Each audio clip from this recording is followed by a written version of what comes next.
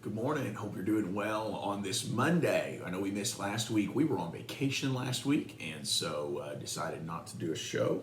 And a little Rocket here, he wanted some time. I'm going to try to put him down. Maybe he'll leave me alone for just a minute. Appreciate you joining us on today. And we've got just a quick devotion today. I guess maybe my mind is thinking I've got a trip that's coming up in October, and watching flights. I've got this app that tells me when flights are the cheapest, and so I'm kind of, maybe my mind is already there where I'm just kind of watching that and seeing what flights are. And so I got to thinking about how that the landscape changes so fast when you're 30,000 feet in the air and moving thousands of miles per hour.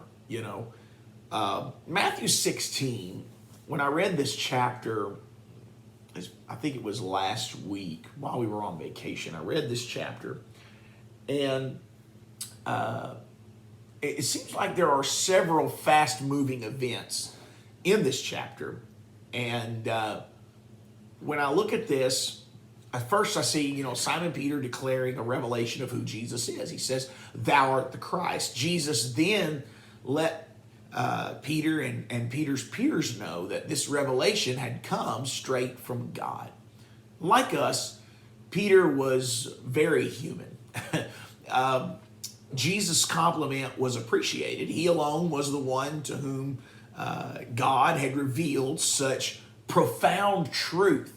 And from the time of Peter's revelation, Jesus began to talk about his future arrest. He would begin to talk about the upcoming crucifixion. And the man who had said, "Thou art the Christ," he did not approve of this kind of talk from Jesus. And Peter would take Jesus aside, and the Bible actually uses the three words, "and rebuked him." A Greek scholar said that the word rebuke includes the idea of chiding. Now, once you get this picture, Peter is correcting the master. Peter is correcting Jesus. His words have an edge on them. And so we are so shocked by his behavior, yet isn't it true that when we don't like the will of God, sometimes we might even be guilty of chiding the Lord ourselves? It may not be verbal, I'm not saying that, but mentally we can rebuke the Messiah. And so Jesus, in our passage in Matthew 16, he's not going to tolerate Peter's rebuke. The earlier commendation it's almost like it's kind of forgotten about. Instead, Jesus told Peter, "Get thee behind me, Satan. Thou art an offense to me. You savor the things that be of men rather than the things that are of God." Now I want you to consider this. Having received prior revelation does not mean that you know everything about the will of God. I'm going to say that again. Even having received a prior revelation does not mean that you know everything about the will of God. And then also, people with a revelation from God yesterday can be aligned with Satan today. And then lastly, Jesus' rebuke is never intended to destroy us, but is intended to preserve the original purpose that God has for us. When he rebuked Peter, he was not trying to destroy him and throw him to the side. He wasn't even trying to ruin his credibility with the disciples, because Jesus knew that there was going to come a day of Pentecost that Peter was going to need to be able to speak and have authority in that moment. But he also understood, "Peter, you're off base here." Then Jesus clarifies things. "If any man will come after me, let him," number one, "deny himself," which means, doing away with a place of privilege. Self-denial is a surrendering of our rights. He said, let him first deny himself. Second, let him take up his cross. The cross was Christ's purpose. That was the whole reason he came.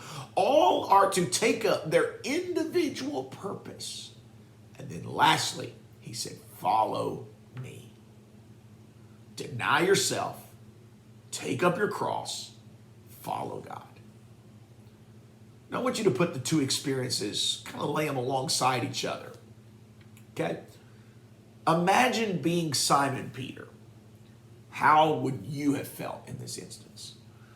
More important than how we feel is really how we respond. And so this is where I would like to just kind of end this today.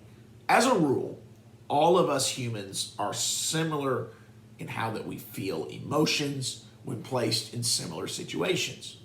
How would you have responded to have been given a divine revelation? And then how would you have responded to the sharp rebuke? Here's the deal. I posted it earlier today. Weakness is nothing but a place for God to be strong. Weakness is nothing but a place where God continues to smooth out the rough edges in our lives and helps us to be who he would have us to be. So when I'm rebuked, the Bible talks about he chastens those that he loves. I'm not going to get offended when I'm rebuked, but yet I'm going to allow that to push me toward the purpose. I'm going to understand that I can, even though I had a revelation yesterday, I can be misaligned today. I want to make sure that I'm in the will of God. Join us tonight. We do have our Harvest Kids online tonight at 7 o'clock. You'll enjoy that. Brother Justin and Sister Shayla Parrish do a great job with that. Tomorrow night, Family Prayer is back at 7 at Harvest Church.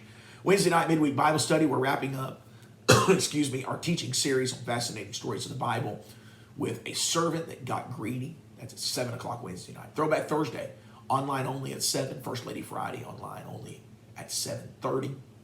You don't want to miss those events. If you want to know more about the church, go to our website, harvesthumboldt.com. We're looking forward to a great week. Had a fantastic day yesterday. My goodness.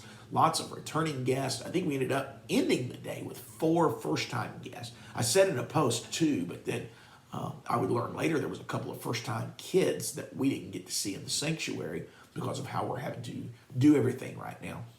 And so, man, it was just a fantastic weekend. I hope you had a great weekend as well. We're praying that you have a great week. God bless you. If we can do anything for you, let us know.